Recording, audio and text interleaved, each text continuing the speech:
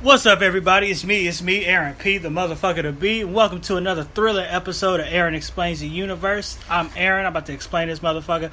I want to thank everybody once again for listening to the show, tuning in, sharing it with your friends, families, relatives, co-workers, exes, lovers, fuck buddies, enemies, frenemies, all that shit. Thank you guys so much for listening to the show. Share it with every fucking body because I need the money.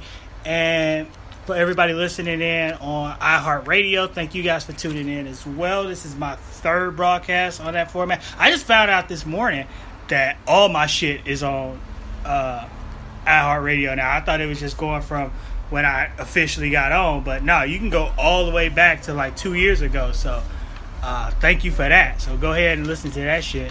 Can I clap?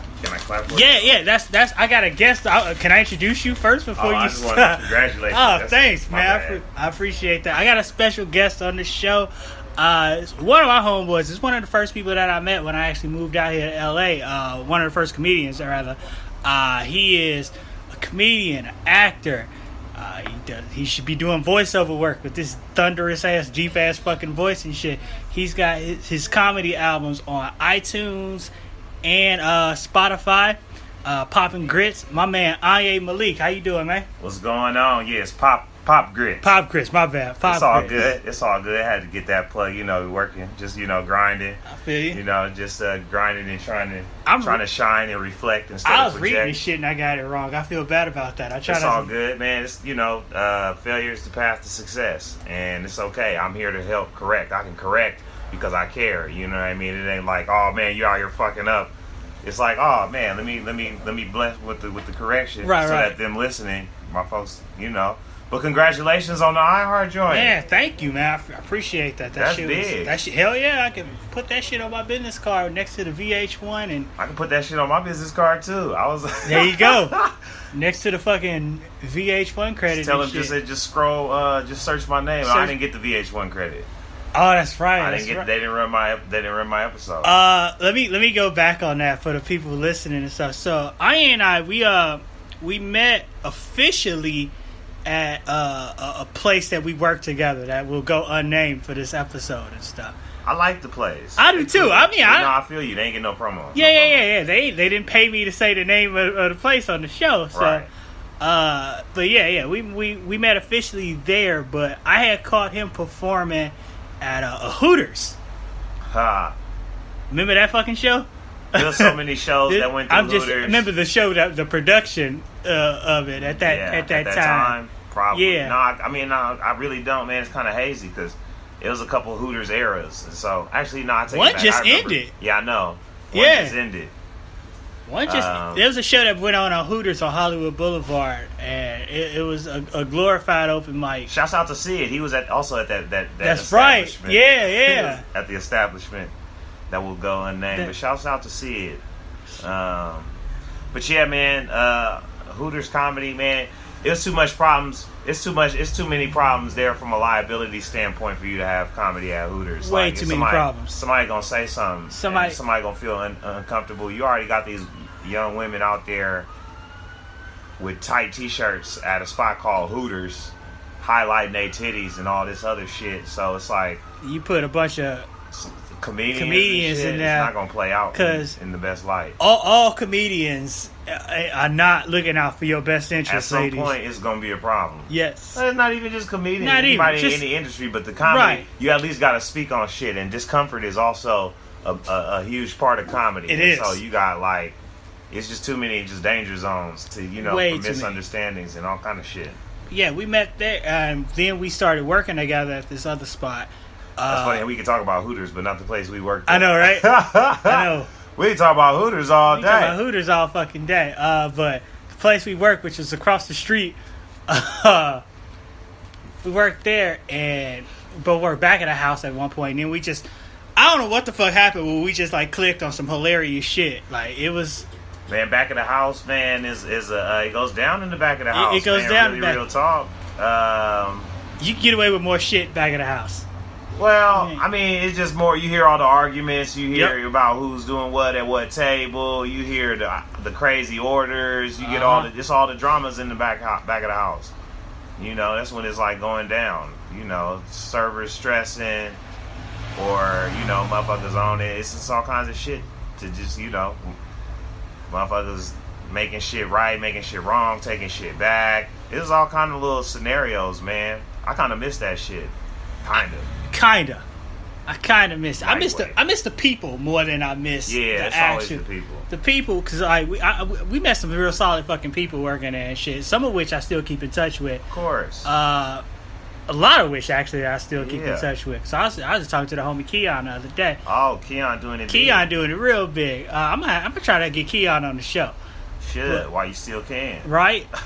Exactly. No, but yeah. Out, nigga, London or something. Motherfucker, all booked up and shit. He getting features and articles and shit. But how'd you get into comedy? I just jumped in it, man. It's like one of those things. Well, I made the decision to get into it when I was in the car with these dudes, and they was thirsting on some young woman, and I thought she kind of looked like Jay Leno in the chin. And I said that, and the guy laughed so hard he crashed his car. And while they were exchanging insurance information, it wasn't a total wreck, but it was enough to have to pull over. I was like, damn, dude, I'm going to be late to where I'm going, all because I had to be funny. Damn, and if some mechanic going to make $500, all because I was funny again, I should at least, man, fuck it. I'm going to go up in here, man, succeed or fail. I know this is where I'm supposed to be just because of that impact. Some real shit, you just explained the whole comedy industry. Somebody going to make a whole lot of money off of you being hilarious. Right. And you going to walk away with peanuts. That's I get the story. That's pretty. that's pretty much the whole comedy industry right there. And that's something cool for my bio. Right. No shit. Did you start up here or because you from the Bay? I started in Oakland. This happened in the Bay Area. Right. Yeah, and then I moved down here. I moved down to Los Angeles it'll be 10 years pretty soon, coming up on 10. Okay. By the end of the summer, it'll be 10 for sure. I just made... What a journey. I just made 5. Wow, yeah, it's not even, it's not even about... It's not about the time, not about the destination. Or the journey. No. Not even to make it on the journey. It's, I guess, who you become in the journey. Right. Which is some more... That's some real shit, because you see a lot of people change and shit. Well, everything changes. Change, I mean, nobody's supposed to stay the same. No. That's not how, life don't even stay the same. We in different eras. Exactly. We in a whole different world right now than we was even 4 years ago, 3 years ago. Right. So, it's like, change is the only constant, which is something that, another one of them things people say all the time, but it's facts. I mean, until change don't become, but when is that? Then it even changed again. All right, it's too philosophical.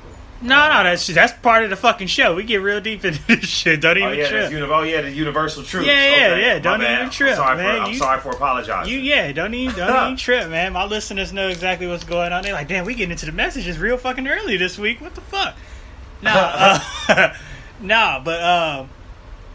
So you've been doing like your thing and shit. You one of my one of the people that I look toward. I'm not trying to measure my success against yours or anything like that. Yeah, man, stop looking at my lane.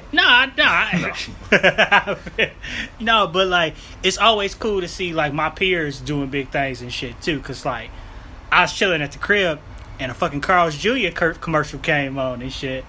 And I see your ass on there talking about hella cheese on the fucking burger and shit. I'm like, oh hell no, this one. Yeah, that Carl's Jr. thing was a good look, man, while it lasted, man. They should bring me back for that, man. That was good for everybody. Yeah. That was a cool little situation. Even the way it was shot, it was a lot of fun. It was a lot of laughs on that set. Okay. It was crazy. It was fun. Everybody looked like they was having a good ass time and shit. It wasn't like I'm just gonna show up and get some work and shit going on. Nah, and everybody, was professional, appropriate. But, it was all silly and lighthearted, and everything was clicking. That was dope. I've been on some dope campaigns, man. What else you been at? Well, the Carl's Jr. one was two. That was 2 commercials. That was one where I was chilling with the hella funny and shit. Right. I mean, the hella cheese. Hella cheese. Shit. Shouts out to hella funny, Stroy Moyd, all that real quick. But there was another one when they first introduced that set of characters, where I was in a jacuzzi. Okay. I was in a jacuzzi on a VR machine. I don't think I saw that one. Yeah, that was when you know, Carl Sr. came to take over the company. You know, Okay. Carl Jr. was Just fucking around. having too many bikini burgers. That was how it was set up, and I was just like his homie, and I was like tagging along. I got you. I was in the tub. And you was also one of like the first Alexa commercials too, the Amazon. I was in the not the first. I said one of the first. The Amazon Echo Yeah. campaign. I was up in that. I was putting the fire out. Trying to order Tina, my wife, some roses. Order Yeah. Tina some roses. Can you order That Tina was some dope. roses? I was in a commercial with Lil Wayne for the Samsung, except you don't see me in that one. It's a Samsung commercial where Okay. Lil Wayne, where it's like the Galaxy S7, you can dip it in water. And so I'm calling him on the phone, and he dipped my phone call in the water, and it's like he juiced Right. because he can just pour champagne and do all kind of stuff on the phone. But I got the same check though, so that was great. Hey. That was a nice little season. I've had that happen too. I get cut out, but you know what? I got paid, so it's cool. It's like No, I mean I got the good pay, like the regular pay. Not Oh. you know what I'm saying? They still use my likeness. Okay. I'm still principal. got you. No, it ain't like the VH1 where they didn't air my shit, so it's just like you Yeah. know. Cause What like else? Oh. so the VH1 thing what we was talking about earlier, it was a show called Walk of Shame Show. It's not on no more, but you can still find clips of that shit. And I was in it. And you had filmed some shit too. You had tape. This shit was dope. I'm glad they didn't use it though. 'Cause that means I can still tell my story. Right. I Cause mean, I like can still tell it anyway. you can still tell it, but like, cause But Walk of they Shame ain't gonna Show. be they ain't gonna be like, oh, I heard him say that before. Right. The concept of Walk of Shame Shuttle was, Basically, you catch a lift home. Yeah, you catch a lift home and no you- more. and The Walker Shuttle is done. So it's lift now. It's the most Or Uber. unrealistic fucking Uber ride ever. If you know It was me as a before- person, It was before Uber was really lit like that. it really was. Uber It was Uber before- existed, but it nobody existed, was but really it wasn't using on- like it wasn't using it on, like that. Like I said, yeah, it was yeah. a whole different world even then. Right. 'Cause Yeah. I'm still taking cabs at that point. Yeah, that's why they a shuttle. What is a shuttle? Yeah. But it was like, it was cool. It was a dope idea. It was basically though like somebody in the car with your Uber, but they need that. Right. And then it's like you actually talk to your fucking driver and shit. And if you know me, I do not like talking to my Uber or Lyft drivers and shit. Unless I'm in a car with some other people and they saying some crazy ass shit and I just need somebody to fucking relate to. But I just don't. So like how long you say you've been doing comedy, like how long now? That happened like 14 years ago when Okay. that little story I described took place. Man, long time, man. So it's But, like the first place you went up. The Brainwash Up in in San Francisco. okay. I don't know if they still around no more or if they coming back or whatever they got going on, but that was kind of like an institute in the Bay Area. Alright. If you was from or coming through the Bay Area and you wanted to either you had some shit you wanted to work out or you was starting out or whatever level you was at, the Brainwash was the dopest place to come through. Shouts out Tony Sparks. Alright. Yeah. The Brainwash was the first place I went up, probably. Alright, cool. So like 14 years, alright, no problem, no Yeah. problem. So when you moved out here, like was the adjustment, because obviously you probably came that back and forth down to LA to bust out gigs and stuff then in between, or did you just come straight down here and just start out from? Well, it was about 3 or 4 years I think I was doing comedy. Okay. Probably like 4.